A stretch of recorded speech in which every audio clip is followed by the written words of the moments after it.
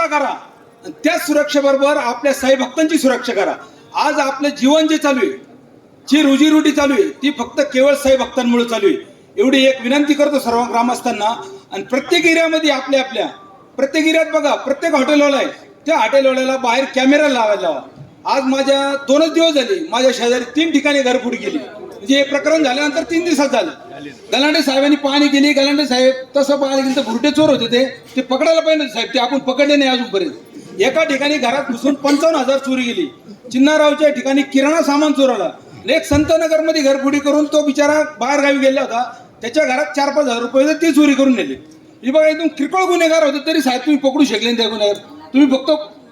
तुम्ही फक्त पाहणी केली, त्याच्यावर कारवाई केली होतो म्हणे, त्याच्या FIR दाखल केला. पण काय केलं साहेब त्याच्यावर? ते सिटी कॅमेरामध्ये दिसतात ते लोक, ते चौघं कॅमेऱ्यात दिसतात, मोटरसायकलीवरून फिरत होते. कोणतेच त्याच्यावर कारवाई केली नाही. तरी ग्रामस्थांना विनंती आहे, प्रत्येकाने आता सूचना केली, आपली सुरक्षा आपणच करा. माळी साहेब, आपल्याकडं सेवा संस्थांकडं नगरपालिकेने 4 रोड दिलेले आहे साहेब. काय सुरक्षा आहे 4 रोडची? काय करता बरं? काल त्या पोलीस चौकीत आम्ही विचारलं होतं, का रे भाऊ शेजारी गंध लावतात हे मुलं, हे फोटो काढतात, यांच्यावर तुम्ही काय करतात? ते काय उत्तर दिलं मला त्या पोलिसांनी? आम्हाला परवानगी नाही म्हणे वरून.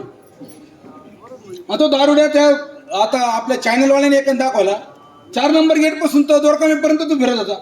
सिक्युरिटी काहीच केली नाही त्याला साहेब. त्यांनी पालखीमध्ये घुसला. बरं त्याला विचारलं तर तुमचे लोक डायरेक्ट सांगते आमच्यावर ती जबाबदार नाही.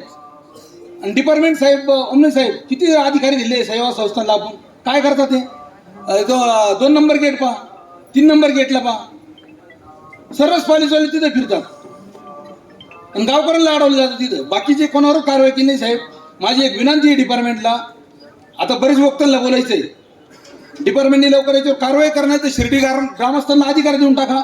आम्ही ताब्यात घेतो आणि आम्ही शिस्त लावतो साहेब.